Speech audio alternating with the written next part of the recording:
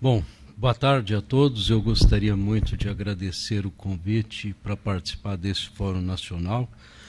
É uma honra, não é, pela repercussão e pela importância que tem. Agradeço, então, ao ministro Veloso e pela oportunidade também de nós escrevermos, eu quero dizer nós, porque foram coordenadores e participantes de institutos nacionais de ciência e tecnologias ligado a essa área, e esse documento é, acredito, o primeiro documento aqui no Brasil que fazemos em conjunto alguns pesquisadores da área.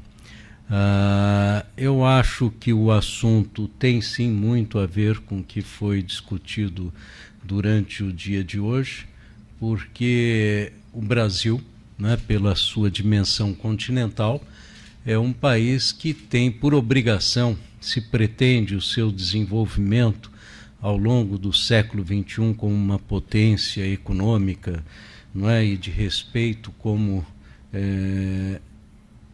pela sua posição estratégica no mundo, tem obrigatoriamente que ter indústria de alta intensidade tecnológica. É lógico que nós vamos colocar aqui uma visão não do ponto de vista mais da economia, da infraestrutura do país, das condições, não é, de regulatórias, nós vamos colocar uma visão do que se faz nos laboratórios de pesquisas do país.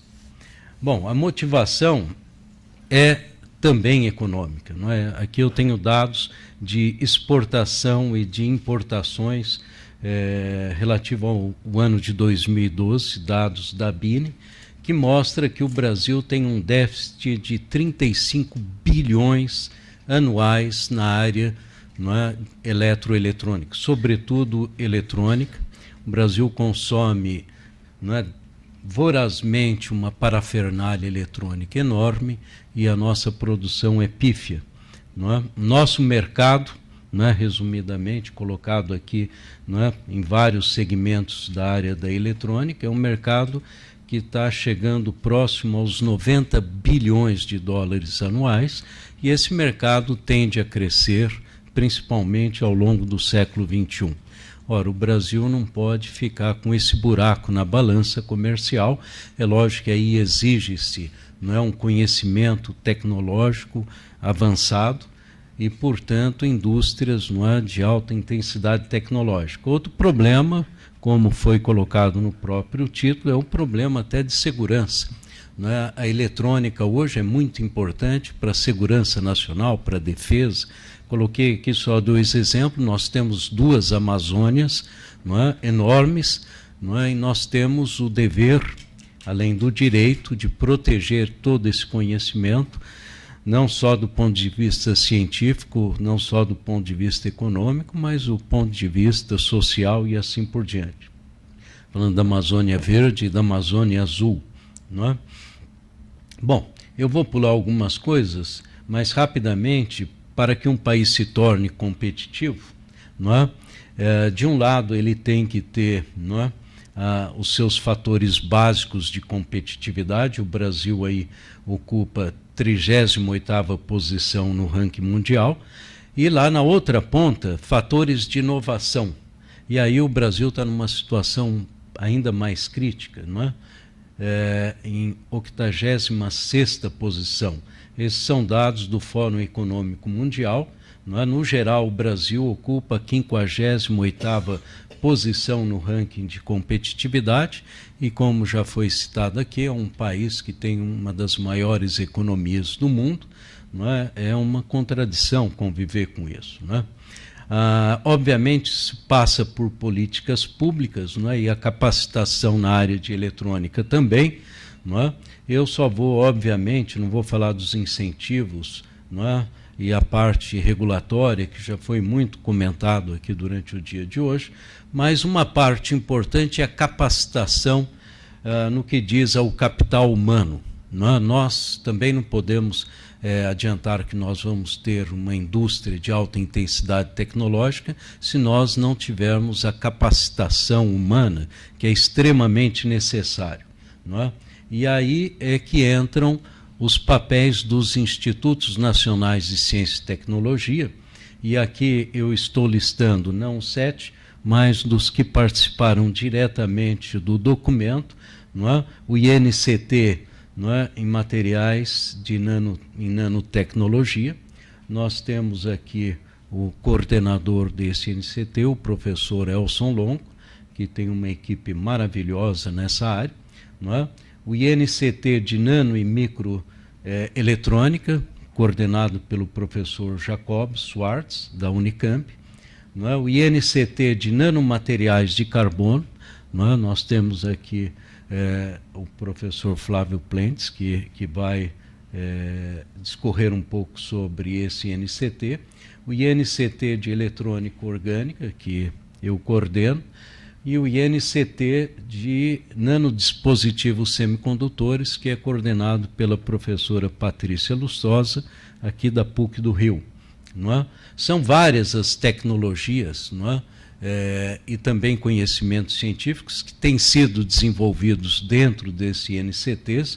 Eu listo aí uma série deles que são com maior ou menor intensidade, não é? Não só importantes para o desenvolvimento do país, mas também que podem gerar muitas empresas de cunhos tecnológicos, finalizando, não é? Lá no final por robótica, circuitos lógicos, eletrônica impressa, que vai ser eletrônica, que já está aí, vai ser uma eletrônica que vai ter muito futuro e muito mercado.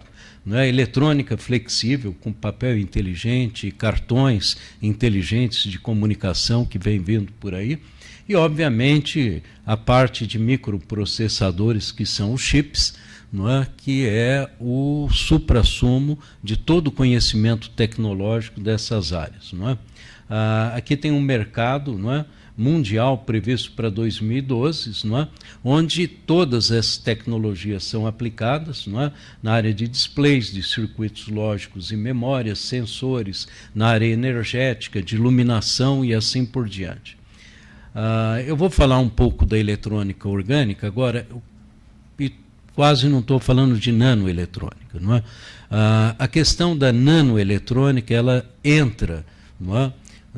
Sobretudo dos novos processos que vão na escala nanométrica.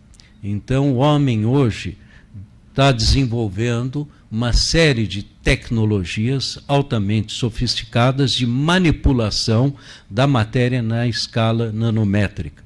Não é? E como eu vou exemplificar aqui um pouco com eletrônica orgânica, no caso da eletrônica orgânica, são moléculas orgânicas, algumas naturais, muitas sintéticas, que apresentam propriedades semelhantes à do silício, ou seja, de um material semicondutor.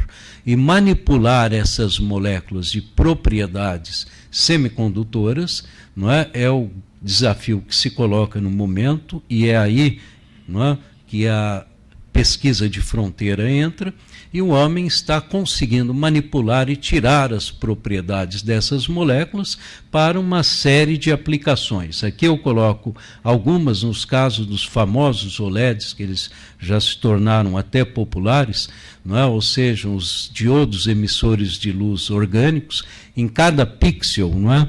Hoje de unidade micrométrica, mas caminhando, não é, para um pixel de escala nanométrica, você pode fazer o papel eletrônico, você pode fazer telas flexíveis, não é, telas de computadores, de televisores. Aí está um exemplo da LG, já lançou no mercado, não é, esse televisor de espessura de 3 milímetros, não é, com uma resolução altíssima, acima desses HDs que nós temos já no mercado. Aqui é lógico que esse televisor hoje está muito caro, não é? Se for vendido no Brasil, ele vai chegar perto de R$30 mil, mas é o início do mercado dessa tecnologia que vem vindo. Ou seja, não é?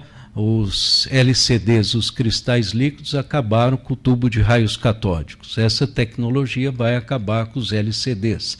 Tem LCD que você vê chamado de LED. Não é essa tecnologia. Aquele LED é a luz do backlight do LCD. Não é? Hoje nós não temos aqui no Brasil ainda no mercado esse televisor, mas em breve ele já vai estar aí. Outra área é a área agora, a derivação para a eletrônica de grandes áreas.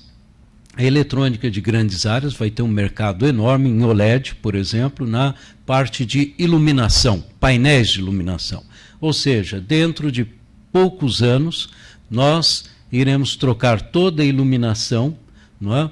Meu tempo está esgotado, vou finalizar rapidamente, mas vamos trocar toda a iluminação interna por iluminação LED, que é uma iluminação, não é, que você pode variar as cores de várias maneiras, não é, usando artifícios tecnológicos, e também muito mais econômica, não é, do que as atuais. Não é?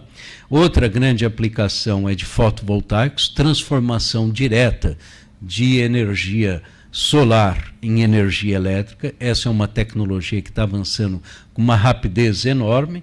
E finalizando, não é, pelos transistores, que são os elementos fundamentais do chip. Não é? Respondendo então a uma pergunta, até com uma certa ansiedade, do ministro Veloso, não é, o chip orgânico. Não é? Hoje, se você colocar no Google, não é, chip orgânico, vai aparecer batatinha frita.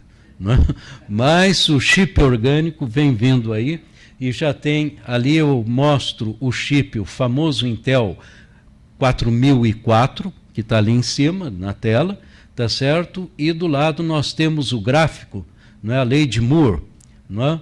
Em que começou em 1971, justamente com esse chip, foi o primeiro processador de silício, não é? E que se avançou, e nós estamos aí com o último processador, que é da ordem de 10 a sexta vez mais intenso do que o 4004, mas o 4004 foi histórico. Embaixo nós temos ali o chip orgânico, que é o equivalente ao 4004, então nós iniciamos, provavelmente, não é, uma nova trajetória, não é, para o chip orgânico, que seria equivalente à lei de Moore. É isso que a gente espera.